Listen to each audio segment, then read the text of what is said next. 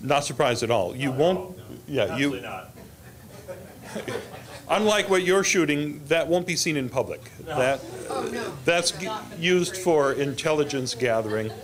They'll want to take that back and show it to David Miscavige and the executives, and they'll find out who was here and what they can do to handle you.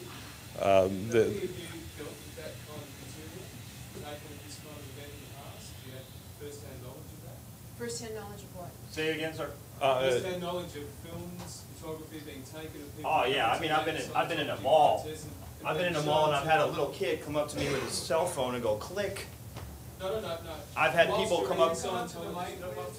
Oh. While you were in Scientology, any of you, did you handle that material? Oh, I think maybe. Yeah. Yeah. I did. I was in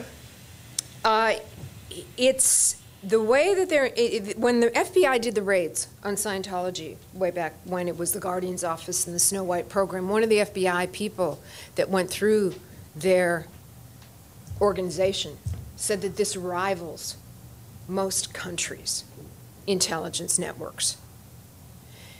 It's a need to know basis. I had one person that I communicated with. That was it. I only knew that one person. And he would tell me he was talking to one person higher.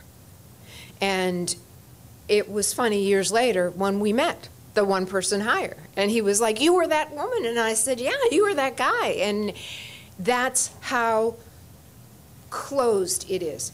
When I was spying on a certain group or location, they had other spies there spying on me and saying what I was doing. So you always knew you were watched, even as a spy. Let me add one thing specifically to what you were asking. The closest thing I can think of is a year or two ago on the BBC, Panorama did a half-hour episode called Scientology and Me. And John Sweeney was the reporter on that show. And they had cameras following him everywhere. And at one point here in LA, they pushed John Sweeney over the edge. And you probably have seen the clip of him shouting at their spokesperson in his face, just like, "You weren't there," and he was screaming, and there was spittle, and Scientology took all this footage, and the weekend before the BBC aired their Panorama program, they leaked that clip of John Sweeney onto YouTube to kind of mute the impact of the BBC show. Unfortunately, what it did was, unfortunately for Scientology, it drew more attention to the show, and it made it the most watched program on the BBC that week. And but they had crews following him everywhere from LA to Florida. And they actually compiled a complete mini documentary of their own, and Scientology released this expose of BBC's news practices. They burned about 100,000 copies onto DVDs, and they released that to every official that they could throughout the UK. They sent it to every journalist, they sent it to every politician, and they made sure that they tried to blunt the impact of that broadcast before it aired, but it didn't work. Any other questions? Yes. Right. Well, John Travolta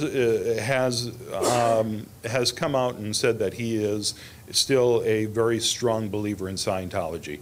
He attended an event just a few weeks ago in the UK, and he made it clear that Scientology has allegedly helped him through this tragedy, and I'll take him at his word there. But I also understand that Travolta and the family was giving the Jet some drugs to handle it, but did Jet get the proper care that he needed all the way through? I don't know, and I don't think any of us are really in the position to comment on. And Paul Haggis? Paul Haggis, that was explosive. That was a major story, and I think we'll see more of those. Celebrity defections are probably their biggest fear right now.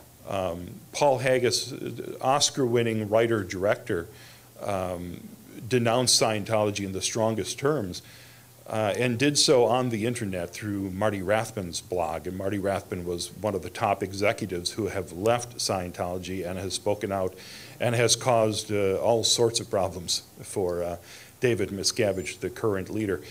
Also, it's not as big a profile to those of us who aren't Scientologists, but in the world of Scientology, there was another huge blow just a couple of weeks ago when the star of their orientation film publicly left.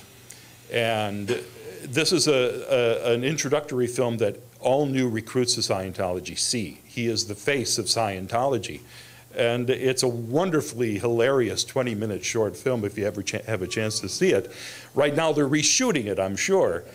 But he is like actor Troy McClure, and he's walking you through the org going, now let's go over to the library. I think you should have this book and this book. You'll want to buy this book and this book. And he's the happiest, nicest guy you could possibly meet until the end of the film, when the lights come down and the music becomes very ominous. And he says, of course, you could walk out that door right now and never mention Scientology again, but you might as well blow your brains out. And I mean, it's lunacy. And I remember the first time I saw it with a Scientologist friend, the two of us in the screening room, I was laughing hysterically by that point. But everybody in Scientology knows this fellow, Larry Anderson.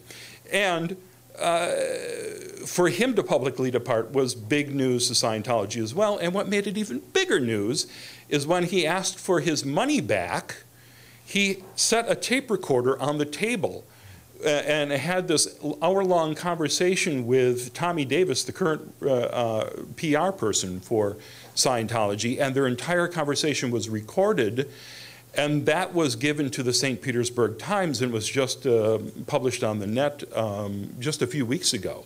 And that was explosive because clearly in the audio tape, Scientology is lying about their process of giving money back if you're unhappy. And that's an agreement they have with the IRS. They said if you ask for your money and do it the proper way, we'll give you your money back. Well, here he is on tape doing it, and they're refusing to give him the money back. So things like that are explosive.